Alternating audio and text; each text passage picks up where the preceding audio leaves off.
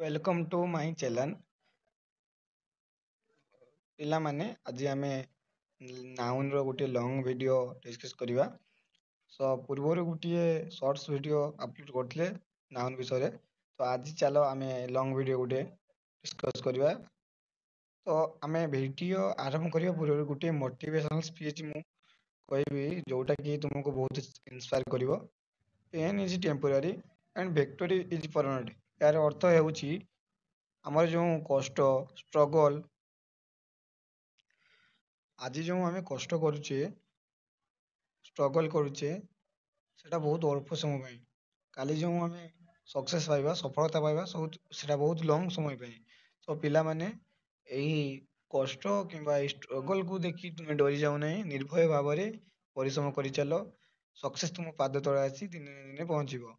तो चलतु class start करवा। क्लास स्टार्ट करने पूर्व आम टिके डिस्कस करवा noun, what is noun, functions of noun, types of noun and countable and uncountable noun जोड़ा कि बहुत इंपोर्टेंट रोची पिला माने बहुत टाइम रे कंफ्यूज थांती। सो चलंतु स्टार्ट करवा।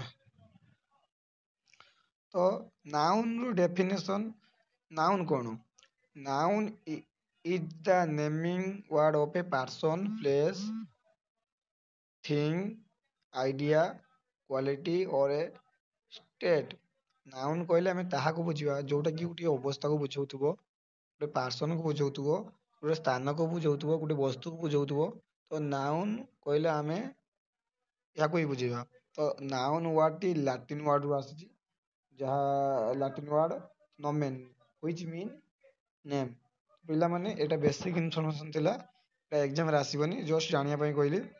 यार गोटे एग्जांपल हमर अछि जोटा कि पर्सन पर्सन रोची टीचर, रमेश डॉक्टर, प्लेस रोची village, school Himalaya Orissa, thing रोची book pen chair mango, idea रोची फ्रीडम विजडम ऑनेस्टी ब्रेवरी।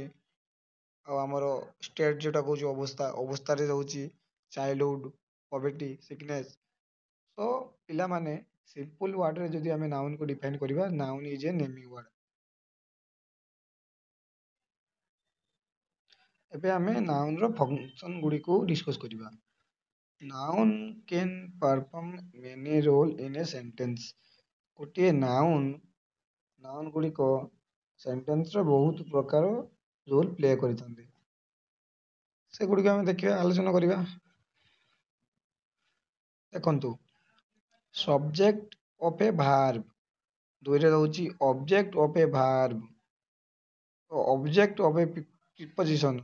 तो प्रथम रो रहउची हमरो भार्ब रो सब्जेक्ट भଳି काम करिवो। द्वितीय रहउची भार्ब रो ऑब्जेक्ट भଳି काम करिवो। तो आमे आलोचना करबा। रमेश प्लेज क्रिकेट, एठी भार्ब हमरो प्लेज। तो प्ले रो ऑब्जेक्ट किए? प्ले रो ऑब्जेक्ट क्रिकेट। तो ऑब्जेक्ट टा कोन? ऑब्जेक्ट टा एठी गुटे कोन सब्जेक्ट, सॉरी नाउन। तो एइटा हमर जो ऑब्जेक्ट रहिला ये भार्ब रो सब्जेक्ट। पिला माने हमर सेकंड को जिबा। ऑब्जेक्ट ऑफ ए भार्ब जोटा कि आमे देखिबा एठी अछि बॉर्ड, जोटा कि हमर भार्ब पर रहउची ऑब्जेक्ट जोटा कि एप्पल्स। एप्पल्स हमर नाउन कहबा, एप्पल्स को नाउन कहबा जोटा कि भार्ब रो ऑब्जेक्ट। तो एठी हमर तृतीय नंबर को आसो जोटा कि object of a preposition. He lives in Delhi. In हमर प्रीपोजिशन जहाँ था पर जहाँ थाई तारो ताको कुआ जाय हमरो प्रीपोजिशन रो ऑब्जेक्ट। तो दिल्ली को हमरो कुआ जाउची प्रीपोजिशन रो ऑब्जेक्ट। तो हमरो 4 नंबर जोटा कि अछि my father is a teacher. तो कॉम्प्लीमेंट काहे को कुआ जाय फास्ट बुझो। कॉम्प्लीमेंट कहले जोटा कि ऑब्जेक्ट सब्जेक्ट को क्वालिफाई करदो। गोटे सेंटेंस रे जदि ऑब्जेक्ट टा से सब्जेक्ट को क्वालिफाई करदो आमे ताको कॉम्प्लीमेंट कहबा। एटा जस्ट बुझिया पे कहली, एटा डेफिनेशन मध्ये गुटे अछि। सो नेक्स्ट वीडियो रे ताको आमे तुम मध्ये तुमको जणेबी। तो ଆମର ଏଇଭଳି ରହୁଛି ସବୁ। ଏଟା ଏତେ ଇମ୍ପୋର୍ଟାଣ୍ଟ ନାହିଁ, ଜଷ୍ଟ ଜାଣିବା ପାଇଁ ଏଇଟା ପଢିଥାଉ। ତେଣୁ ପିଲାମାନେ ଆମେ ନେକ୍ସଟ ଭିଡ଼ିଓରେ ଏସବୁକୁ ଯୋଉ ଡିସ୍କସ୍ କରିନା ଯୋଉ ସବୁ ଆମେ ଠିକ୍ ସେ ଡିସ୍କସ୍ କରିବା, ସେ କମ୍ପ୍ଲିମେଣ୍ଟ ହଉ କିମ୍ବା ଅଦର କିଛି ଯୋଉଟାକି ଡିସ୍କସ୍ କରିବେ ନାହିଁ ହଉ ସେଇଟା ଡିସ୍କସ୍ କରିବା। ଆସନ୍ତୁ ଆମେ ଦେଖିବା ଏବେ ନାଉନର କ୍ଲାସିଫାଇଡ କେମିତି କରାଯାଇଛି। ନାଉନକୁ ସାଧାରଣତଃ କ୍ଲାସିଫାଇଡ 5 ପ୍ରକାର ଭାବରେ କରାଯାଇଛି, ଯୋଉଟାକି ଆମେ ୱାନ୍ ବାଇ ୱାନ୍ ଡିସ୍କସ୍ କରିବା। ତ ପ୍ରଥମେ ଆସୁଛି ଆମର ପ୍ରପର ନାଉନ।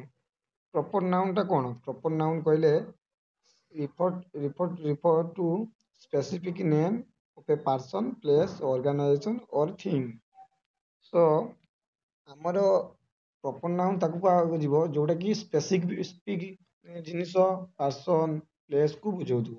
ତ ଏଇଟା ଆମେ ଯୋଉଟା କି ଆମେ କହୁଛେ କି ପ୍ରପର ନାଉନ ଆମେ ସବୁବେଳେ କ୍ୟାପିଟାଲ ଲେଟରରୁ ଷ୍ଟାର୍ଟ କରିବା। ତ ଦେଖିପାରୁଥିବେ ଏଠି ଏକ୍ସାମ୍ପଲ ଅଛି India, Sachin Tendulkar, mount Everest, Ganga river, Google Bhubaneswar. ତ ଏସବୁ ଆମର ପ୍ରପର ନାଉନରେ ଯାଉଛି। ତ ଏଠି ଆମର ଗୋଟେ ସେଣ୍ଟେନ୍ସ ମଧ୍ୟ ଅଛି, Mahatma Gandhi is called the father of nation. Proper noun ଏଠି ଆମେ ମହାତ୍ମା ଗାନ୍ଧୀ କି କହୁଛେ। ତ ଆମେ ଏବେ ନେକ୍ସଟ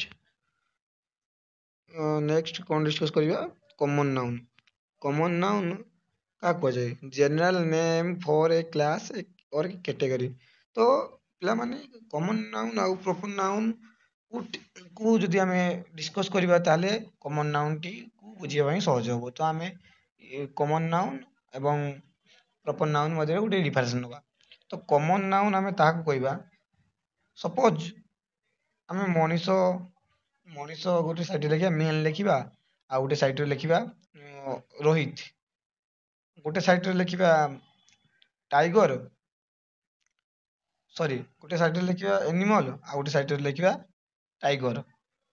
ତ ଏଇଭଳି ଆମେ ଗୋଟେ ସାଇଡ଼ରେ ଲେଖିବା ସ୍କୁଲ, ଆର ସାଇଡ଼ରେ ଲେଖିବା ସ୍କୁଲର ନାମ, ଯୋଉଟା କି ହେଇପାରେ କୌଣସି ଗ୍ରାମ ନାଁକୁ ନେଇକି ହେଇଥାଇପାରେ ସ୍କୁଲଟା, ଗୋବିନ୍ଦପୁର ୟୁଜିପି ହାଇସ୍କୁଲ। ତ ଏଇଭଳି ଭାବରେ ଆମେ ଲେଖିବା। ତ ଏଠି ଆମେ କ'ଣ ଡିଫାଇନ୍ କରିବା? ପ୍ରଥମେ ଆମେ ଲେଖିଥିଲେ ମେନ୍ ମାନେ ମଣିଷ, ମଣିଷ ସାଇଡ଼ରେ ଲେଖିଲେ ରୋହିତ ଗୋଟେ ସ୍ପେସିଫିକ ଲୋକକୁ ବୁଝୁଛୁ, ତ ଏଟା ପ୍ରପର ନାଉନ ଆମେ ପୂର୍ବରୁ ଡିସ୍କସ୍ କରିଛେ। ଆଉ ଏଠି ଯେଉଁ ଆମେ ଲେଖିଲେ ମେନ୍ ଗୋଟେ ମଣିଷ ଜାତିକୁ ବୁଝୁଛୁ, ସମ୍ପୂର୍ଣ୍ଣ ମଣିଷ ଜାତିକୁ ବୁଝୁଛୁ, ତ ଏଟା କମନ ନାଉନ। ତ ଆମେ ଏଠି ମଧ୍ୟ ଲେଖିଛେ ଏନିମାଲ ଗୋଟେ ପଶୁର ଜାତିକୁ ବୁଝୁଛୁ, ଏନିମାଲ ସାଇଡ଼ରେ ଟାଇଗରଟା ଗୋଟିଏ ସ୍ପେସିଫିକ ଜୀବନକୁ ବୁଝୁଛୁ। ତ ପିଲାମାନେ ଆଶା କରୁଛି ଆପଣମାନେ ବୁଝିପାରୁଥିବେ। ତ ଏବେ ଆମେ ଯିବା, ଏଠି ମଧ୍ୟ କିଛି ଏକ୍ସାମ୍ପଲ ଅଛି, ଆମେ ଯିବା ତୃତୀୟ ନମ୍ବର, ଯୋଉଟା କି ଆବଷ୍ଟ୍ରାକ୍ଟ ନାଉନ। ଏଇଟା ଗୋଟିଏ ରିଫର କରୁଛୁ କାହାକୁ? Idea, quality, emotion which can not be touch or scene. ଯୋଉ ଜିନିଷଟା ଆମେ ଫିଜିକାଲି ଟଚ୍ କରିପାରିବା ନାହିଁ, ଆଉ ଯୋଉ ଜିନିଷ କେବଳ ଆମେ ମନରେ ଭାବିପାରିବା, ଫିଲିଂ ରଖିପାରିବା, ତାକୁ ଆମେ ଆବଷ୍ଟ୍ରାକ୍ଟ ନାଉନ କହିବା। ତ ୟାର କିଛି ମଧ୍ୟ ଏକ୍ସାମ୍ପଲ ଅଛି, ଯୋଉଟା କି love, honesty, beauty, kindness, freedom, intelligence. So ଏଠି ଗୋଟିଏ ସେଣ୍ଟେନ୍ସ ରହୁଛି, honesty is the best policy. ପିଲାମାନେ ଆଶା କରୁଛି ଆପଣଙ୍କୁ ବୁଝିବା ପାଇଁ ସହଜ ହେଉଥିବ। ଯଦି ବୁଝିପାରେ ନା କମେଣ୍ଟ ମାଧ୍ୟମରେ ମୋତେ ମଧ୍ୟ ଜଣାଇପାରିବ। ଆଉ ମୋ ପଢ଼ାରେ କେଉଁଠି କ'ଣ ଭୁଲ ହେଲେ ଟିକେ ଆପଣମାନେ ବି ଟିକେ ଦେଖୁଥିବେ, କାହିଁକି ନା ଟିଚର ମାନେ ନୁହେଁ ଯେ ସବୁ କିଛି ଜାଣିଥିବ। ଆପଣମାନେ ବି କିଛି କମେଣ୍ଟ ମାଧ୍ୟମରେ ମୋତେ ଜଣାଇବେ। ସୋ ପିଲାମାନେ, ଆମର ଉଦ୍ଦେଶ୍ୟ ହେଉଛି ଫ୍ରି ଅଫ୍ କଷ୍ଟରେ ଓଡ଼ିଶା ପିଲାମାନଙ୍କୁ ପଢ଼େଇବାର। ତ ଆପଣମାନେ ନିର୍ଭୟ ଭାବରେ ମନରେ କିଛି ଦ୍ୱନ୍ଦ୍ୱ ନ ରଖି ଆରାମସେ ପଢ଼ନ୍ତୁ, ସିଲେକ୍ସନ ହୁଅନ୍ତୁ, ଏଇଟା ଖୁସି ଲାଗିବ। ତ ଆପଣମାନେ ଏବେ ଆସନ୍ତୁ ଚତୁର୍ଥ, ଯୋଉଟାକି ଅଛି କଲେକ୍ଟିଭ ନାଉନ। କଲେକ୍ଟିଭ ନାଉନ ସାଧାରଣତଃ ଗୋଟେ ଗ୍ରୁପକୁ ବୁଝୁଛୁ। ଗ୍ରୁପଟା କାହାର? People, animal. ତ ଏଠି ଆମର ଆପଣଙ୍କୁ ଏକ୍ସାମ୍ପଲ ମାଧ୍ୟମରେ ମୁଁ ବୁଝଉଛି। ଆର୍ମି ଗୋଟେ ଗ୍ରୁପ ବୁଝୁଛୁ, ବଞ୍ଚ ଗୋଟେ ଗ୍ରୁପ ବୁଝୁଛୁ, ଟିମ୍, ହିୟର୍ଡ, ତ ସବୁ ଗୋଟେ ଲେଖା ଗ୍ରୁପ ବୁଝୁଛୁ। ତ ଆସନ୍ତୁ ପିଲାମାନେ ଆମେ ନେକ୍ସଟ ଯିବା ମେଟେରିଆଲ ନାଉନ, ରିଫର ଟୁ ସବଷ୍ଟାନ୍ସ ଅର୍ ମେଟେରିଆଲ୍ସ। ତ ଏଟା ୟୁଜୁଆଲି ଆମେ ଅନକାଉଣ୍ଟେବଲ ନାଉନକୁ କହିବା। ମେଟାଲ ଥିଙ୍ଗ ଯୋଉଟା କି ରହୁଛି gold, silver, wood, water, rice, cotton, ଏସବୁ ଆମର ରହୁଛି ଅନକାଉଣ୍ଟେବଲ ନାଉନ୍। ତ ପିଲାମାନେ ତୁମମାନଙ୍କ ମନକୁ ଅଧିକାଂଶ ସମୟ ଆସୁଥିବ ହ୍ୱାଟ ଇଜ କାଉଣ୍ଟେବଲ ଏଣ୍ଡ ଅନକାଉଣ୍ଟେବଲ ନାଉନ୍, ତା ମଧ୍ୟରେ ଡିଫରେନ୍ସ କଣ? କାଉଣ୍ଟେବଲ ନାଉନ୍ କାହା କହିବା? କାଉଣ୍ଟରୁ ଆସିଯାଉଛି କାଉଣ୍ଟେବଲ ଯୋଉଟା କି ଗଣି ପାରୁଥିବା, ଅନକାଉଣ୍ଟେବଲ ଯୋଉଟା ଆସୁଛି ଅନକାଉଣ୍ଟେବଲ ଯୋଉଟା କି ଅଗଣିତ, ଯୋଉଟା କି ଗଣି ପାରିବେ ନାହିଁ। ତ ଏଟା ସ୍ପେଶିଆଲ କାଟେଗୋରୀ ଯୋଉଟା କି ବହୁତ ପିଲାମାନେ କନଫ୍ୟୁଜ ଥାନ୍ତି ବେଳେ ବେଳେ। ତ ଆସନ୍ତୁ ଏଟା ଡିସକସ କରିବା। ଦେଖନ୍ତୁ କାଉଣ୍ଟେବଲ ନାଉନ୍, କାଉଣ୍ଟେବଲ କଣ? ଯୋଉଟା କି ଆମେ ଗଣି ପାରିବା, book, apple, car, chair. Uncountable noun ଯୋଉଟା କି ୱାଟର, ସୁଗାର, ରାଇସ୍, ମନି। ତ ଏଇଠି ଗୋଟିଏ କ୍ୱେଶ୍ଚନ ପିଲାମାନେ ତୁମ ମନକୁ ଆସୁଥିବ, ସାର୍ ଆପଣ ସବୁ ଠିକ ଠାକ ଲେଖିଲେ କାହିଁ ତ ମନିଟା କେମିତି ଅନକାଉଣ୍ଟେବଲ ହେଲା? ଏଟା ଆମେ ତ ଗଣି ପାରିବା ନା। ତ ପିଲାମାନେ ଏଇଟା ତୁମେ ମତେ କୁହ, ମନିଟାକୁ କାହିଁକି ଆମେ ଅନକାଉଣ୍ଟେବଲ କହିବା? ତ ପିଲାମାନେ ଆଶା କରୁଛି ଆଜିର ଭିଡ଼ିଓ ତୁମକୁ ଭଲ ଲାଗିଥିବ। ଅପେକ୍ଷା ରହିଲା ଆପଣଙ୍କ ମାନଙ୍କ ସରି